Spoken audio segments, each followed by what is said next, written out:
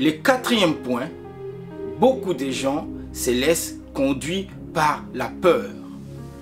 Leurs peurs peuvent être causées par l'expérience mauvaise de leurs parents, par une attente, une éducation trop autoritaire.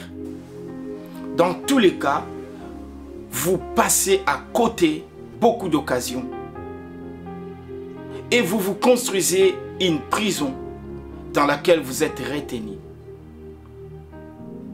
Lorsque David arriva sur le lieu où la bataille était rage, Goliath sortait matin, soir. Et la Bible dit, à la vue de cet homme, tous les hommes d'Israël reculèrent, ils avaient très peur. La peur est le point névralgique de l'homme. Lorsque vous avez la peur, elle vous retiendra. Tous, ils avaient la peur devant Goliath. Et lorsque David, un jeune homme, arriva, il a relevé le défi. La peur qui vous retient, vous devez la combattre avec les armes de la foi et de l'amour. David a combattu la peur par la foi. Alors que il n'avait pas encore gagné le combat, mais il était sûr de lui parce qu'il a combattu avec les armes de la foi. Et le quatrième point, beaucoup de gens se laissent conduire par le matérialisme. Leur désir principal, c'est l'argent. Ils veulent beaucoup gagner. Ils pensent qu'en gagnant plus d'argent, ils garantissent leur futur. C'est bien. Mais gagner de l'argent ne garantit toujours pas la vie. Parce que beaucoup de gens étaient riches à cause d'une catastrophe naturelle. Vous pouvez tout perdre.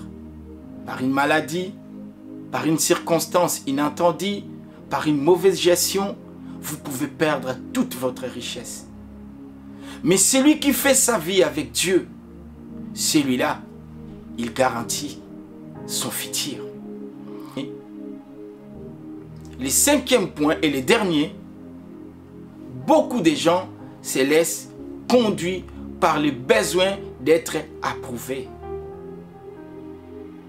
À cause d'un échec, d'un ami, des parents, d'une connaissance, des collègues, ils ont peur de se lancer. Ils jouent la carte de rester à une position de peur que les gens viennent juger. Écoutez, je ne connais pas toutes les clés des succès. Mais la plupart des gens qui suivent la foule finissent par s'y perdre. Et Christ dit, personne ne peut servir deux maîtres. Vous devez oser. Et David a agi tout seul. Et c'est lui-là, il a relevé le défi. N'attendez pas toujours d'agir avec les gens. Parfois, vous devez agir vous-même avec le Seigneur. Car le Seigneur dit, moi l'Éternel, le projet que j'ai formé sur vous ne sont pas les projets de malheur, mais ce sont des projets de bonheur. Dieu a des projets de bonheur pour nous. En outre, nous avons été créés pour que notre vie ait un sens. Savoir quel est l'objectif de votre vie vous donne un sens. Ça va vous permettre de savoir ce que vous ferez et ce que vous ne ferez pas. Vous allez vous focaliser sur ce qui est essentiel. Et lorsque vous faites quelque chose, vous allez vous poser des questions. Qu'ai-je fait? L'activité que je suis en train de faire atteindra-t-elle l'objectif que Dieu a fixé pour ma vie? Savoir quel est votre objectif vous simplifie la vie. Ça va vous pousser à vous focaliser de ce qui est très important dans votre vie. Mais aussi, ça vous fait gagner du temps.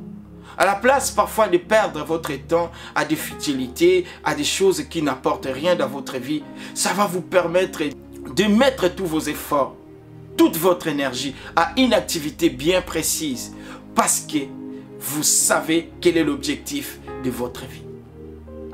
Savoir l'objectif de votre vie vous aide à faire le bon choix. Ça va vous permettre de faire le bon choix quand il le faut. Lorsque vous devez décider de quelque chose, vous allez prendre une décision qu'il faut.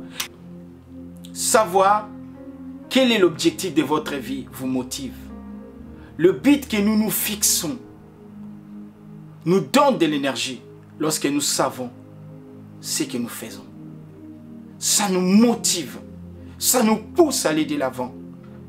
Mais celui qui agit sans un but, il agit sans motivation.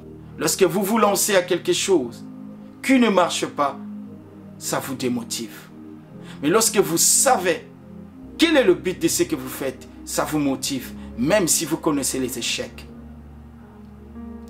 Savoir quel est l'objectif de votre vie vous prépare à l'éternité.